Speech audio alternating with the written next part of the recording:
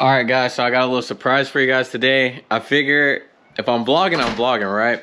So I'm gonna just start vlogging more of the cars that I work on, even when I do a fender roll.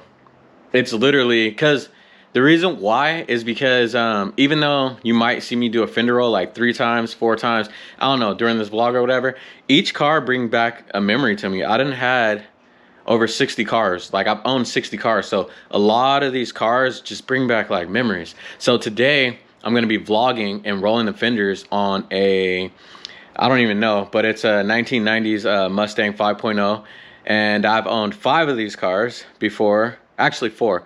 I owned an 86 and I owned 3 90s. I had all convertibles, and I've owned other Mustangs, but this particular model I've owned 4 GTs myself. So today I will be working on this 1990s or 88 or 89, I don't know, 5.0. He even got the little 76 ball right here. Pretty clean, dude. It's a LX model. Interior is all black, and the cool thing about this particular one is you can tell that it's not dyed, because some people will take these cars and they would literally dye the interior. So this one does not have dyed interior. It is a 5-speed, which is dope, man. I love this car.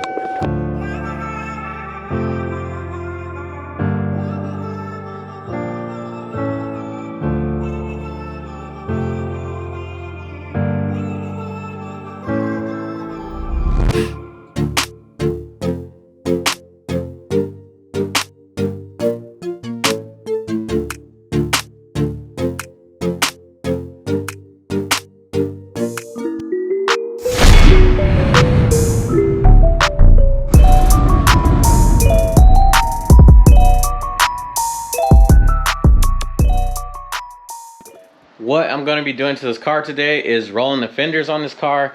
He has some new wheels coming for this vehicle, and he said they will barely be rubbing. His buddy has the same type of car, and his buddy has the same style wheels that are going to go on here. So we're going to do a roll on here. We're not going to do a pull. A roll is going to be simply rolling this in, but we're not going to be adding any definition to the outside of the fenders. We're going to be keeping that mainly stock. This car is a beautiful car. It does bring back a whole lot of memories. It does seem to have a newer paint job on it, because this thing's hella clean. I don't know how many miles are on it, and I'm not going to disclose that information to you guys, nor will I be giving personal information about the car. I don't like to tag the owner. Some of you guys say tag the owner, tag the owner. But I personally don't like to tag the owner unless the owner's okay with it, because this is his car. They're fine with me showing the car off, but at the same time, I don't want to give any personal information, because I don't want nothing happening to my clients' cars. Sometimes I don't even post the car up until a week later. That way you guys probably think like sometimes it's going down live, and it's really not. It's already been done. The owner already has his car back. It's already in a safe location.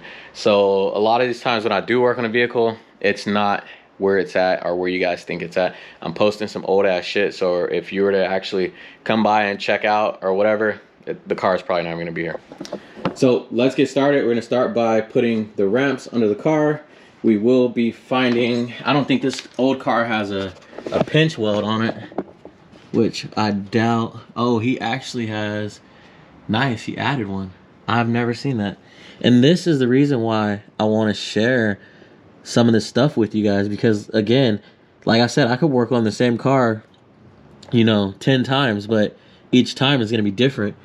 And if you can see here, it has this bracing that goes to the body right here, and they use studs to get it all in there. So now this car actually has a pinch weld, and I like that, because then it makes it safer to jack the car up, and you're also not going to be, you're not going to have to get the jack all the way inside of here, and you're not going to be putting bumps inside of your floor. So that is pretty cool. So since this car has a pinch weld, we're literally going to slide the lift to right here and get it up in the air, guys.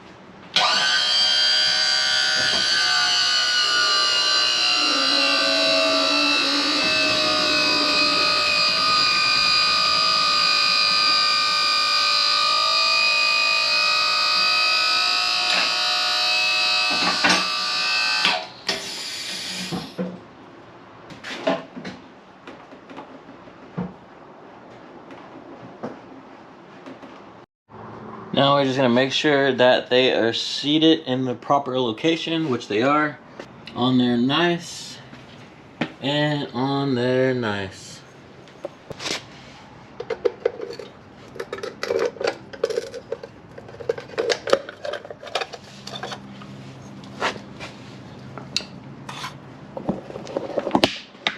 Make sure to put these somewhere you won't step on them. So either set them in the car is what I like to do, so you won't lose them.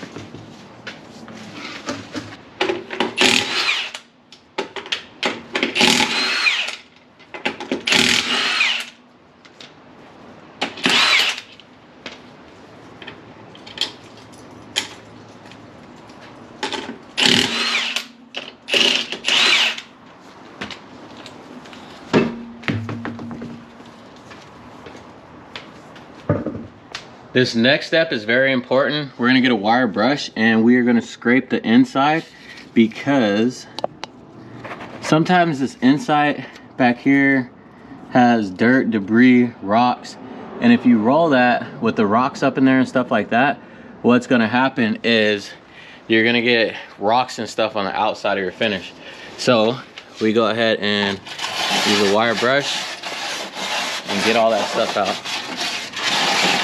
Make sure you don't scratch the paint, but you have to get it all out. And then give it a good check. Make sure there's nothing in there. Good to go. Now we're gonna do the exact same thing for the other side.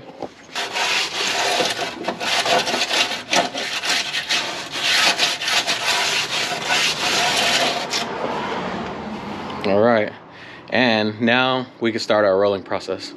So what we're gonna do next is grab our fender roller, a spacer, and get everything mounted on here and get to rolling, guys. So my camera overheated in this hot California sun. It is like 103, 105 out today. So on this blacktop, it's probably even hotter than that. But we have the fender roller on the car. I'm doing my final adjustments because the lowest setting on this will not work. So I have to get the fender roller to the higher setting since he is on factory suspension. So what I'm doing right now is just simply adjusting my tool. We'll get this out of the sun. I think this is what like kind of takes the longest, is when I'm adjusting the tool, because the roll isn't that bad once you know what you're doing, but getting your setup is what takes the longest time. And you want your setup right, because once you're set up, then you're good to go. So this is probably where I spend the most of my time, is getting my setup. This car is fairly easy, but when a car can get tricky, you'll see me spinning, man, a good, I don't even know, a good 20-30 minutes on just getting set up alone.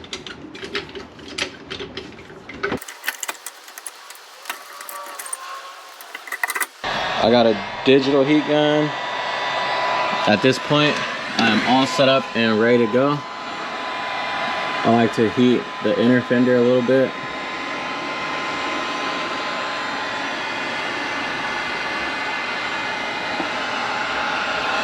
And this is a 4x100, so I don't have a spacer for this one. Normally I'll have a spacer, but I don't. So I had to kind of ghetto rig a spacer for this, because there's like literally not enough room on here. And there might be a point to where I might have to take it off the lift, because I'm gonna need to put some weight on this rear end. So I might honestly have to take it off the lift. I'll put a jack under there and then put the lift back down.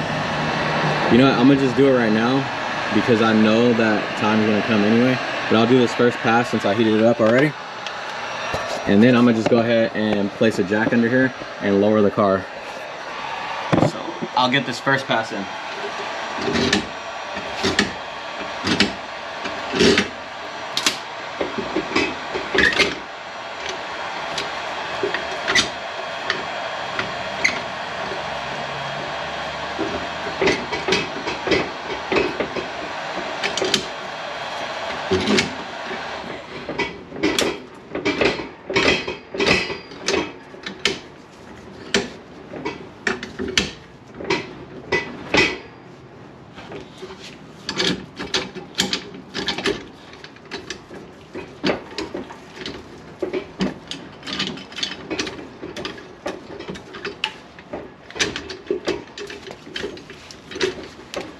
This thing is super tight.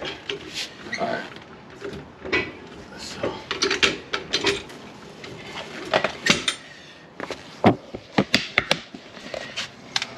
You can see with the first pass, it's already starting to curl the lip up. So I'm gonna just go ahead and place the jack under.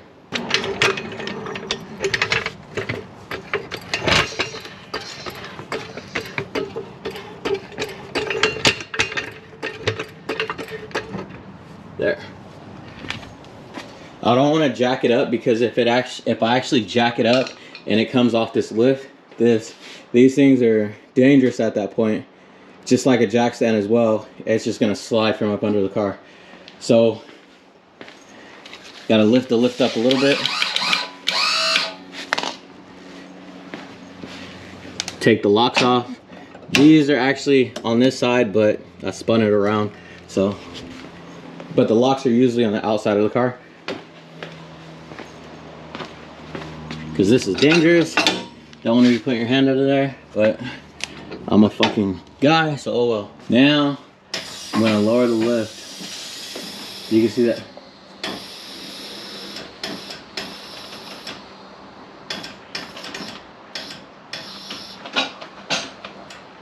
Okay. We'll get it to about right there. That way we could jack the car up, because if you go too low, I'm not going to be able to jack the car back up, and I'm going to have to do something crazy just to get the car back up in the air. So now I should be able to roll the fenders. Now I should be able to roll the fenders perfectly fine without a spacer. Now I don't need a spacer, but I have to readjust my fender roller again. But like I told you guys, this honestly is probably the longest part of this whole process, is finding out your adjustment points.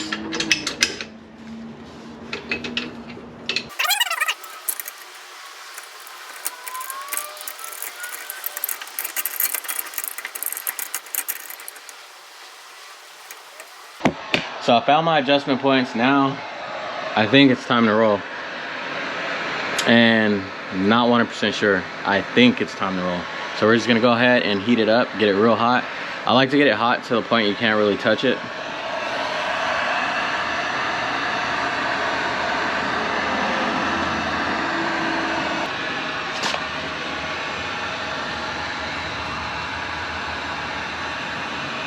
Almost burned me.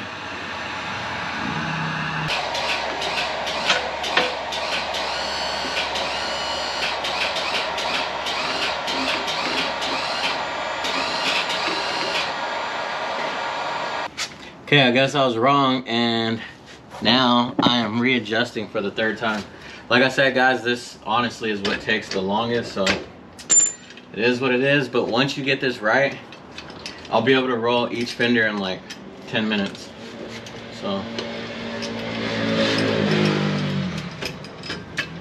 don't be that guy that just rushes it and messes someone's car up. So if you roll fenders, please don't be that guy. Trust me, you don't want to be that guy. I think we got it now, guys. So I'm applying my heat.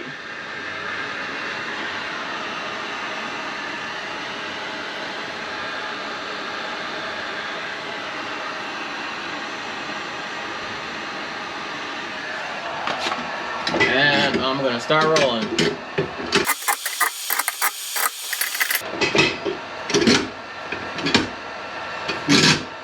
right, she's coming good.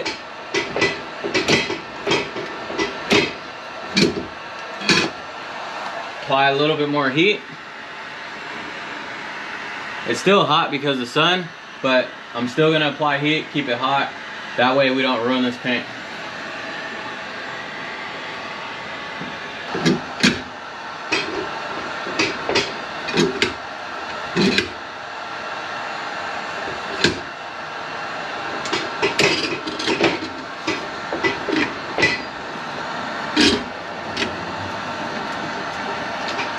Then change the angle of the roller.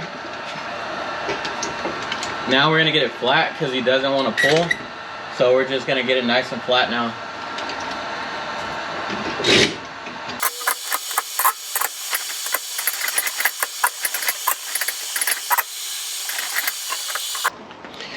So that is pretty much done. We're gonna release the tension off of the roller. I was applying tension, but yeah, so now we're releasing it. Drop the roller out the way. It is so hot out here, guys. I'm like already sweating. It is literally so hot. Then you're playing with this heat, but I think we did a good job on this side right here. Let's go take a look at it. As we're looking inside of here, you can see that everything is flat and it is up against the inner fender. When you come to this area right here, you don't have to roll all the way down in here. You only need it about right here and about right here, and that's about it. So this fender still looks straight. It is tucked up nice. There's no bacon whatsoever in here. It's tucked up nice, and he shouldn't have any problem with this fitment anymore. Now what I'm gonna do is go ahead and jump to the other side, get that set up. Just do a quick time lapse because the other side's pretty clean. We already cleaned the inner side of the fender. There's nothing going on with that. So we're just gonna do a time lapse, and once I pull the car out, I'll kind of do a little quick walk around in the car, let you guys see what it looks like, and hopefully we could get him to send us some pictures of the wheels and tires when he puts it on the car so we can have a final result of this. Even when you feel low, you can still go. Even when you feel slow, you can still go. Even when there's no hope, you can still go. I never answer to no, man, I still go. Go, go, go, go, go, go, go, go, go, go, go, go. Yo, go, go, go. Hustle hard, hustle every single day. I'll be making moves till I'm buried in my grave. To the system, I don't wanna be a slave. I've been doing shit my way, or the highway. And in the driveway is a nice range. Cause I grind through the climb, I invite pain. You'll never hear me, bitch, nah, I don't complain.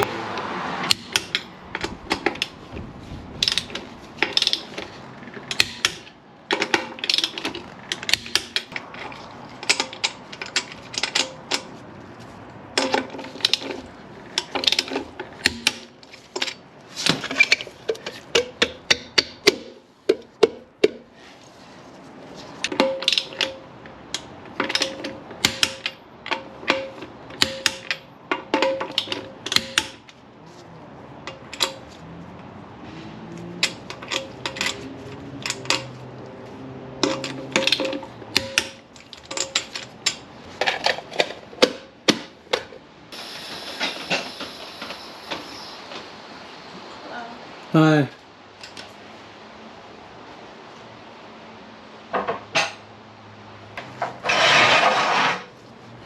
Thank you.